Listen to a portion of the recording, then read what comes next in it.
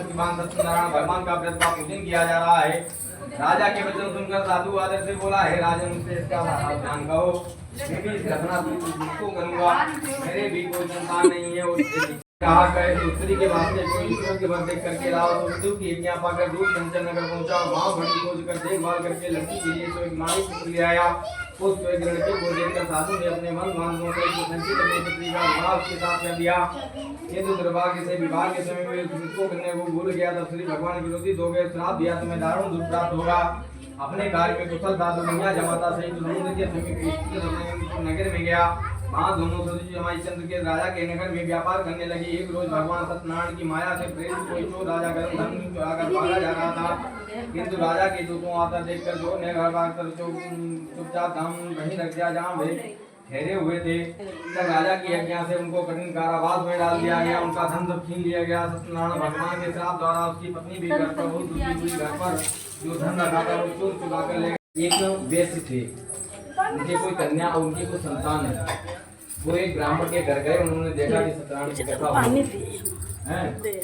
कथा को देखा और जा करके पूछने लगे कि ये आप क्या कर रहे हो?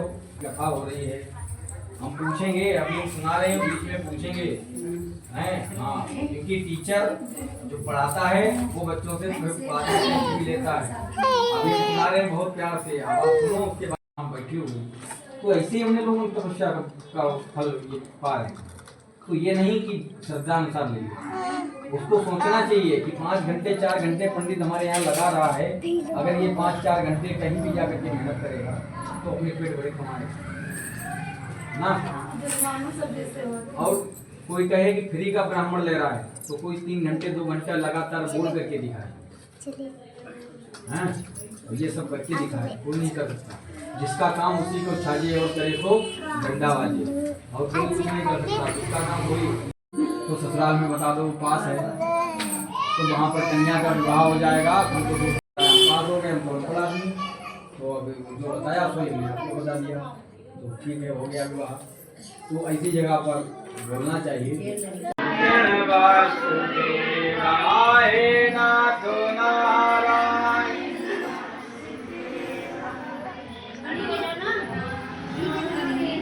सब लोग बोलो पंडित जी पैसा लिए तो पंडित जी बोल रहे हो, कुछ है ना।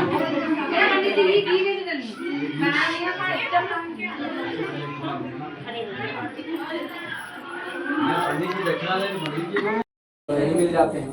और ऐसे हमारे बच्चे हैं, आप अगर उनसे मिलेंगे तो वो भी ऐसे जिंदगी में रहो, हंसी से ना रह पाए, खुश ना रह पाए, रो की जिंदगी का क्या है ना। मैं जहाँ आदर में पढ़ताई करता हूँ वो सब घरेलू हमारे संबंध हो जाते हैं।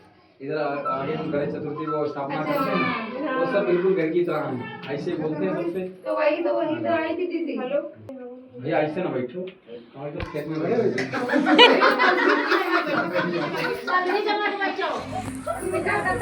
एक बार बहुत कष्ट, लेकिन करवाई जरूर है। ये तो बहुत दूर, मतलब नहीं, बढ़िया करो। एक कटोरी में अल्ले बेटे में घी डाल ले, में घी भर ले। चलो रहने दो। इसमें एक बूंद भैया इसमें डाल करके फिर इसका बचा हुआ जूठा 1 बूंद पानी में डाल दो। ठीक, पहले घी लो, और इसमें छोड़ो। अब इसमें 1 बूंद इसी का बचा हुआ डालो, उसे छुआना नहीं ऊपर से, ठीक है। ओम रुको, अब मंत्र बोलेंगे तब छोड़ना है। स्वाहा करें, देखिए स्वाहा करें तो छोड़ना है। तो स्वाहा होते मतलब स्वाहा, हा में मुख खुलता है अग्नि का, तो हा पर आहुति पड़ जाती है ना।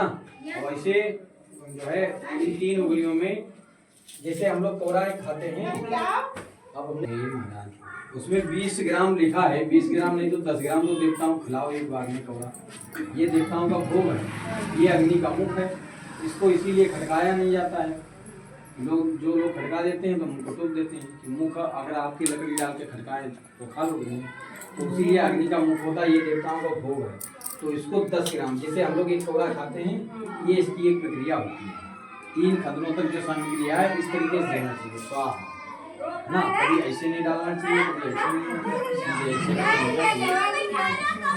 बोलिए एक गुरु भगवान की जय। ओम श्रीमन महागणाधिपति नमः स्वाहा। ओम लक्ष्मी नारायणाभ्याम नमः स्वाहा। ओम महेश्वराभ्याम नमः स्वाहा। ओम काली हिरण्यगर्भाभ्याम नमः स्वाहा। ओम सचिवरुद्राभ्याम नमः स्वाहा। ओम मातृविद्युषण कमलेभ्यो नमः स्वाहा। ओम विष्णु देवताभ्यो नमः स्वाहा। ओम कुल देवताभ्यो नमः स्वाहा।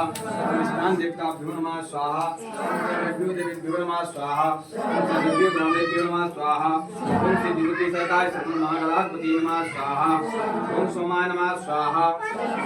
ओम नवग्रह भगवान की जय। ओम ब्रह्मामरायित प्रांतिकारी भानुसुदी ओम तुतो बुद्धिशा ओम सत्रासनाग्नि भासमी ग्रासांति ग्रा भवन्तु स्वाहा। ओम सोमाय नमः स्वाहा। ओम भौमाय नमः स्वाहा। ओम महेशाय नमः स्वाहा। ओम संभवे नमः स्वाहा। ओम पिनाकिने नमः स्वाहा। ओम तस्यग्राय नमः स्वाहा। ओम वामदेवाय नमः स्वाहा। ओम विवक्षाय नमः स्वाहा। ओम तस्यग्राय नमः स्वाहा। ओम पिनाकिने नमः स्वाहा। आपको अगर बोलने का 30 है तो स्वाहा बोलो। ओम तस्यग्राय नमः स्वाहा। ओम वामदेवाय नमः स्वाहा। ओम विवक्षाय नमः स्वाहा। ओम पिनाकिने नमः स्वाहा।